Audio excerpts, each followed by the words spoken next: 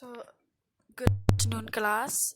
In the last video, I have explained to you about the disasters, the natural disasters, man made disasters, which include the industrial and technological disasters and also the Bhopal gas tragedy.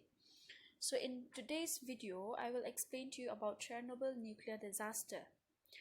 This nuclear disaster occurred at the Chernobyl nuclear power plant, which was one of the largest power plants in the Ukrainian Republic of erstwhile USSR on April 26, 1986. It is the worst nuclear disaster recorded in a nuclear power plant. This nuclear power plant had four reactors of 1000 megawatt each for electricity generation. A sudden power surge resulted in two explosions which destroyed the reactor core and blasted a large hole in the roof of the reactor building. So what is thermal or this nuclear power plant? So this nuclear power plant is mainly a thermal power station which uses a nuclear reactor as a heat source, and it is typically used to generate electricity. So this Chernobyl nuclear power plant is one of the largest power plant in the Ukrainian Republic of USSR. And this Chernobyl nuclear disaster is said to be one of the worst nuclear disaster recorded in a nuclear power plant. So this nuclear power plant had four reactors of 1000 megawatt each for electricity generation. So it is a huge nuclear power plant. A sudden power surge resulted in two explosions. So this explosion, it was caused due to the sudden surge of power during the reactor system test, and which resulted in explosion which destroyed the reactor core and blasted a large hole in the roof of the reactor building. Now the radioactive debris or these waste of these radioactive elements move up through that hole to a height of 1 kilometer. Approximately 100 to 150 million curies of radiation escape into the atmosphere, which is very high. To reduce emission, the rescue team bombarded the reactor with 5,000 metric tons of shielding material consisting of lead, boron, sand, and clay. Soviet officials placed the toll of human lives to 31.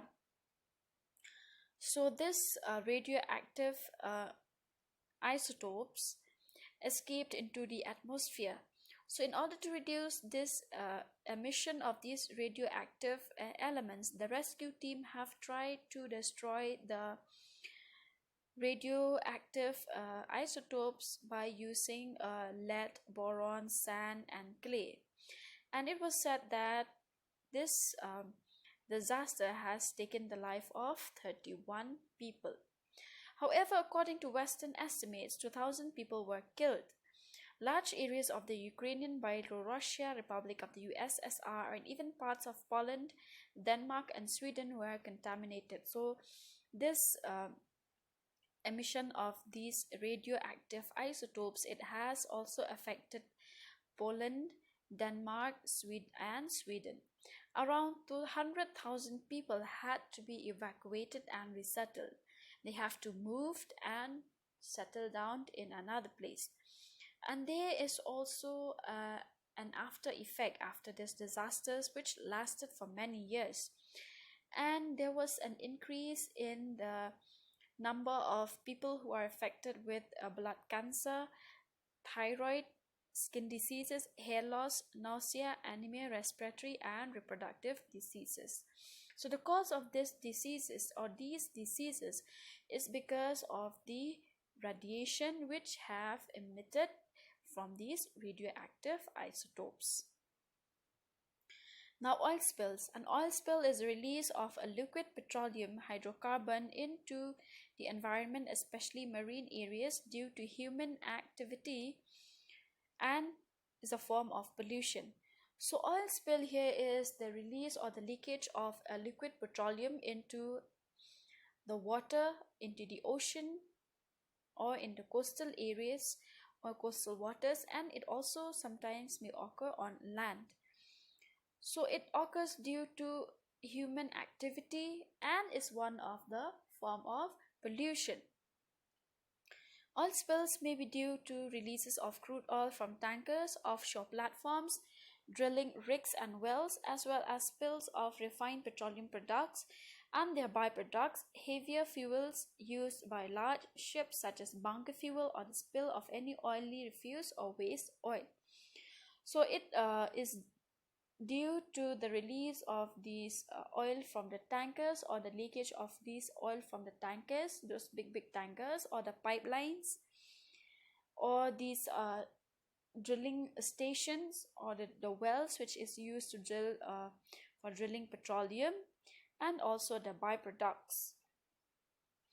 Oil spills penetrate into the structure of the plumage of birds and the fur of animals, reducing its insulating ability and making them more vulnerable to temperature fluctuations and much less buoyant. So, this oil spills of this oil, when it penetrates or when it gets absorbed into the skin or the feathers of these birds and the fur of these mammals, it reduces its insulating ability.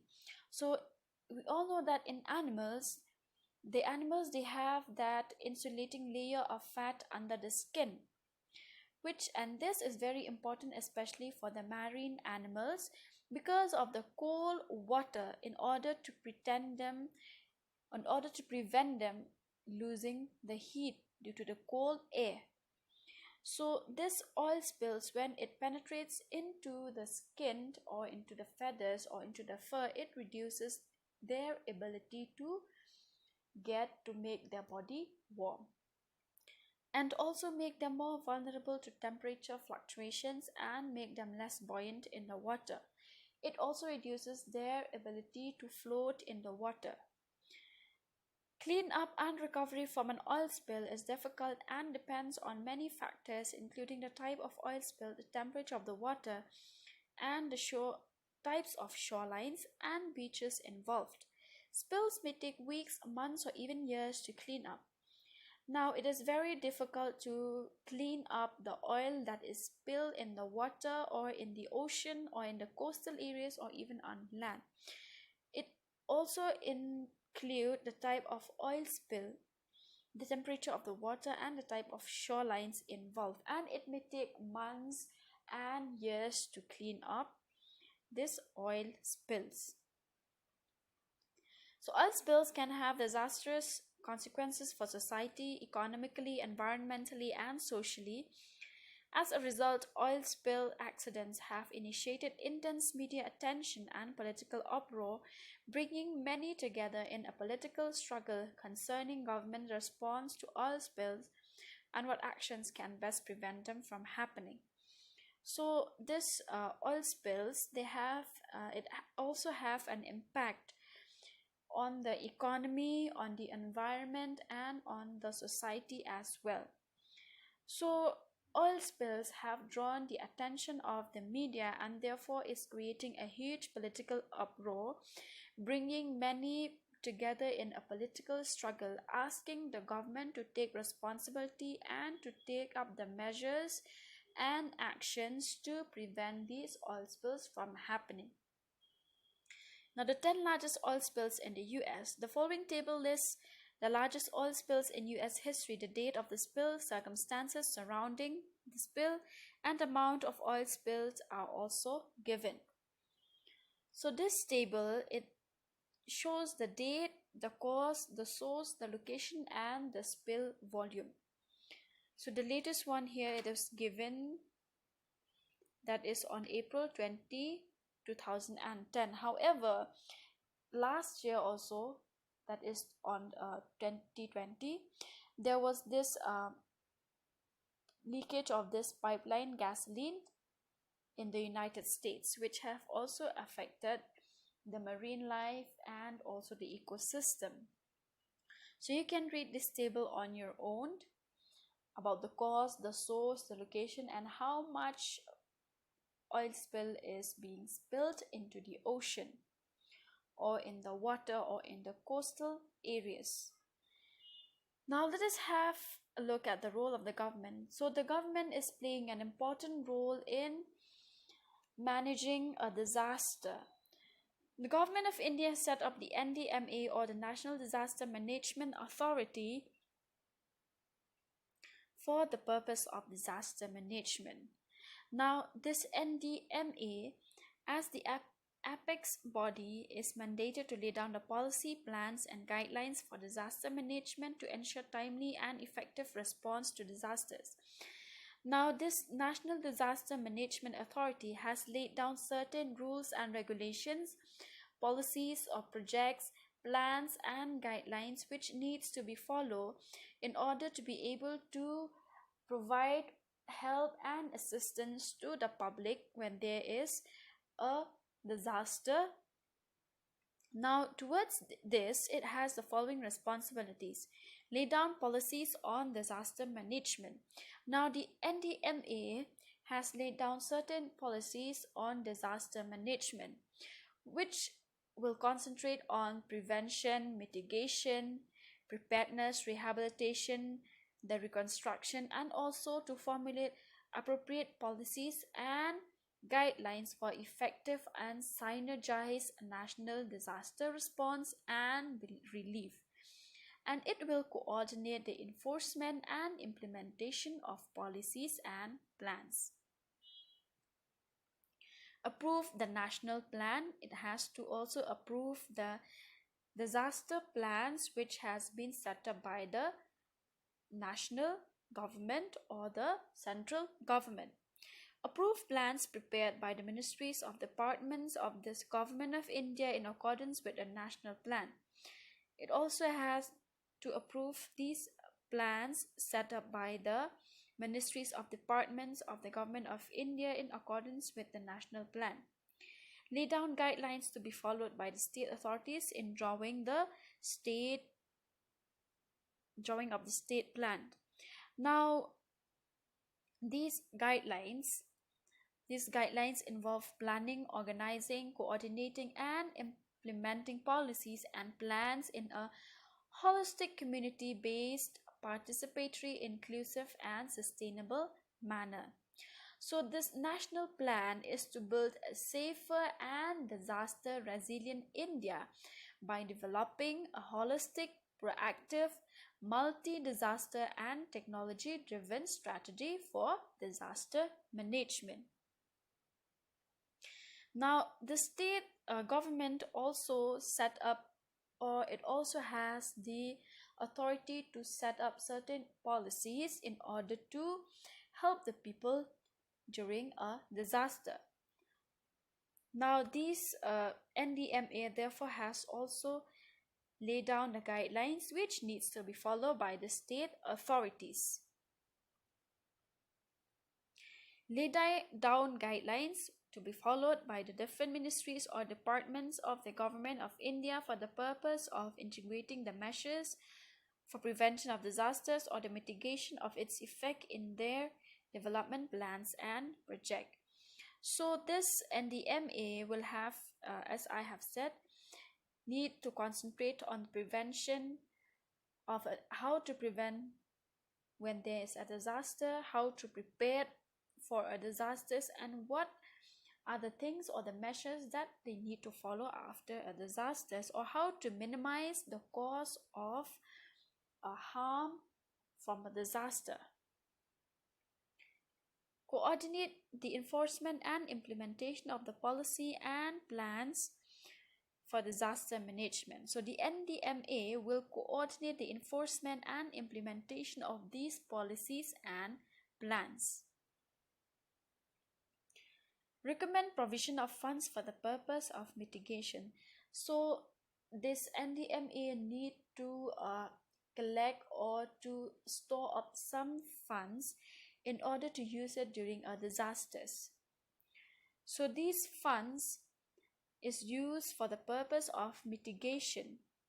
Now, mitigation here, it means reducing the risk of loss from the occurrence of any undesirable event or a disaster, to minimize the degree of any loss or harm. So these funds, they are used for the purpose of minimizing the degree of any loss or harm which can occur due to any disaster. Provide such support to other countries affected by major disasters, such may be determined by the central government. So, several countries also used to give support in terms of money or in terms of rescue team when there is a disaster in any other particular country. So it is the responsibility of the NDMA to provide such support to other countries which needed help and support when there is any major disaster. And it has to be determined by the central government. Take such measures for the prevention of disaster or the mitigation or preparedness and capacity building for dealing with threatening disaster situations or disaster as it may consider necessary.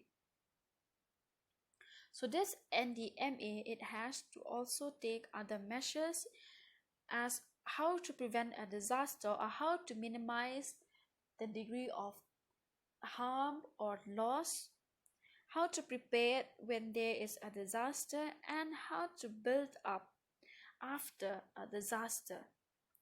So it is a premier institute for training and capacity development programs for managing natural disaster in India on a national as well as a regional basis.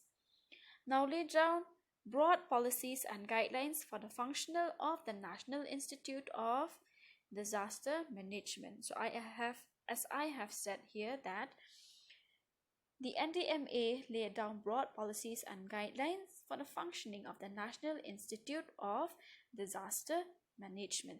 Now, this National Institute of Disaster Management, it is an institute which gives training and capacity development programs as how to manage natural disasters in India or in any particular region or in the whole world. So with this, the role of the government as how to manage a disaster, we have come to an end of this. We have come to an end of this chapter, that is man-made and natural and man-made disasters. So if you are having any doubt, please let me know. Thank you.